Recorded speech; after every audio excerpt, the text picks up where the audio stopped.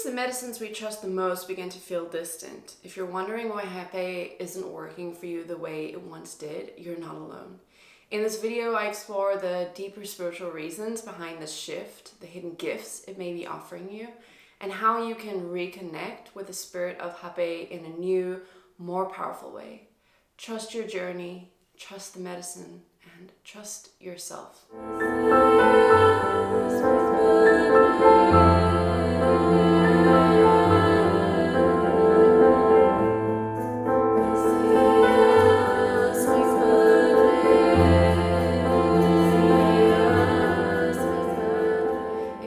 Spiritual journey with medicine of Hapé for a while, you may have come to a point where your sessions don't feel as deep as they used to. Or you might feel like you've launched yourself into the void and no one is there to catch you. You're not alone. This happens, and there are a few reasons why it can feel this way.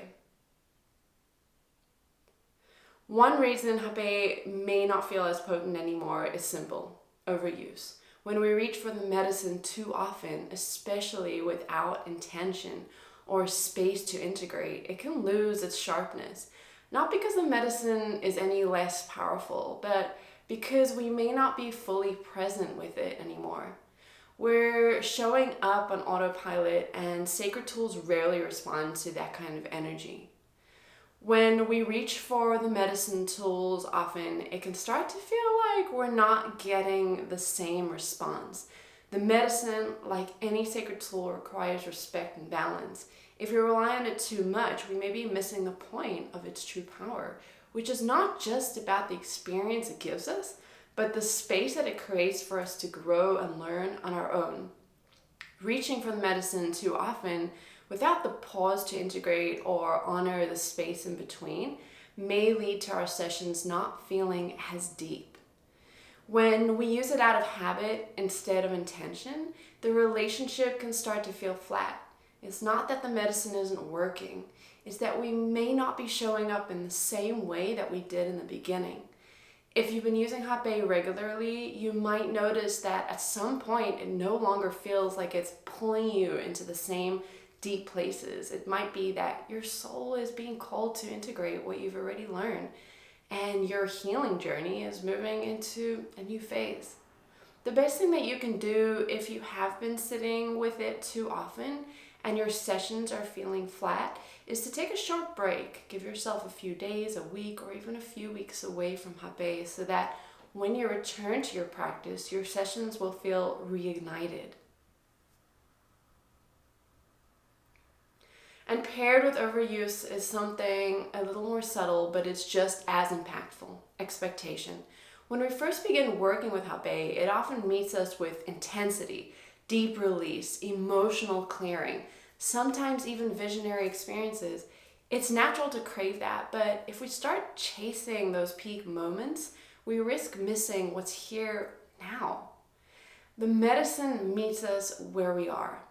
And when we come in with rigid expectations, we stop listening. We start projecting onto the experience instead of being present with what it's offering us now, which is often subtler, quieter, and more refined as we grow. We start to believe that something is wrong if the session is quiet or gentle or doesn't feel like anything at all. But what if that's exactly where the medicine is guiding us? Into deeper neutrality, into trust, into the sacred simplicity of just being. The spirit of Hapé isn't here to entertain us, it's here to teach us. And sometimes the lesson is to listen more, to be with more subtle shifts, and to let go of needing every session to prove something. When we drop our expectations, we open ourselves to the unexpected. And that's where true medicine lives. In that way, expectations can become a barrier. They make us believe something's wrong if the session is gentle or uneventful. But sometimes the most powerful healing happens in stillness, in neutrality, in that space where we've been invited to simply be without needing to feel something to know that something is happening. I encourage you to drop your expectations of what your sessions should look like, or the expectation for your session to feel as it once did, and allow the medicine to work through you as it needs to. The medicine is inviting you into a new phase of your journey, one where you no longer need to be shaken awake every time. You're awakening on your own. Consider that nothing is coming up as intensely because you might actually be in a better place where life is just asking you to go live, to connect deeply into your body and the world around you, to go create, to seek joy, to simply be and enjoy, which brings me to the third reason. This is the evolution of your healing journey. The evolution of your healing journey means that you're shifting and growing. You're beginning to need less external help. You're embodying the wisdom of the medicine within you. And that's a beautiful sign of your progress. Your connection with the spirit of Hapé isn't something that disappears. It transforms.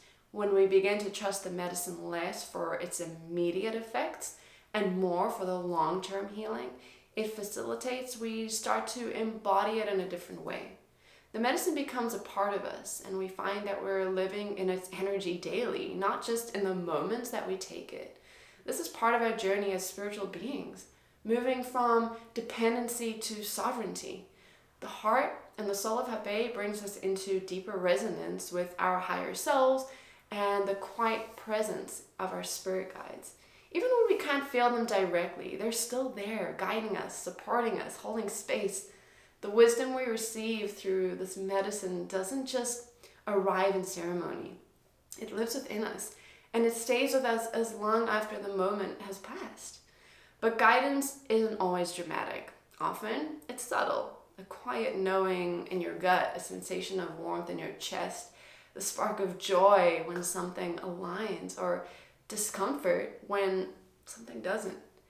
These are not random sensations. They are your internal compass, your nervous system, your intuition, your higher self, and your body all working together to help you feel your way through life.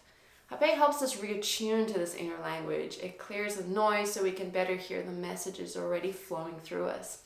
And it teaches us that the real work, the real embodiment of the medicine, it begins outside of ceremony, in how we listen to ourselves, how we make choices, how we show up in relationships, and how we honor the yeses and the nos that rise from within us. This is the guidance. This is the medicine continuing to speak. It's not about needing more. It's about becoming more present to what's already here. And when we learn to trust that, we realize the universe has been whispering to us all along. But that doesn't mean that you need to stop working with Hapé altogether. It's just time to shift how you work with it. The power of Hapé is still there, but rather than using it as a crutch or a quick fix, you can begin to sit with it differently, with intention, allowing it to guide you into a more subtle and profound state of connection.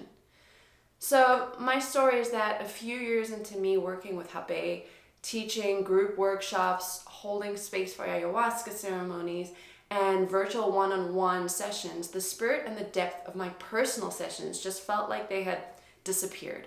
When it was time to do my own work, there was no one there. I'm not sure if it was a gradual disappearance or if it was a sudden drop off the cliff, but I do remember administering Hapé to myself, and I felt the physical sensations as I normally do. But I felt like I had launched myself into the void where there used to be guidance and feelings and whispers. There was nothing. It was like there was no one on the other side.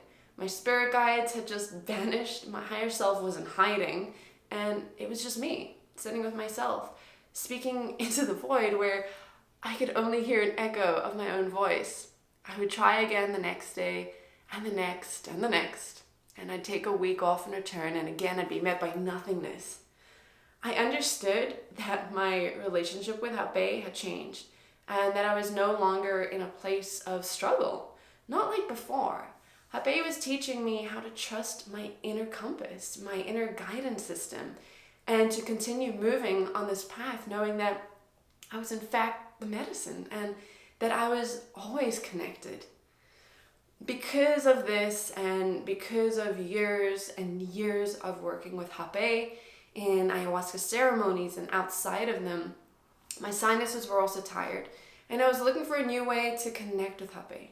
There were many people around me who felt the same way, and a friend had reminded me of a time where some medicine practitioners from Brazil had taught us to actually sit with Hapé underneath the tongue. This reignited my excitement about the work, and so I spent weeks trying different Hapé blends in this manner. Most of them didn't take, but I understood, as someone who shares this medicine and who's built such a deep relationship with this medicine, what parts of each blend and what ingredient allowed for the experience to happen sublingually. And so I spent months working on developing some sublingual blends, and now they're my go-to. They offer a gentler, more consistent experience, and it's a way to keep the connection alive in a different yet powerful manner.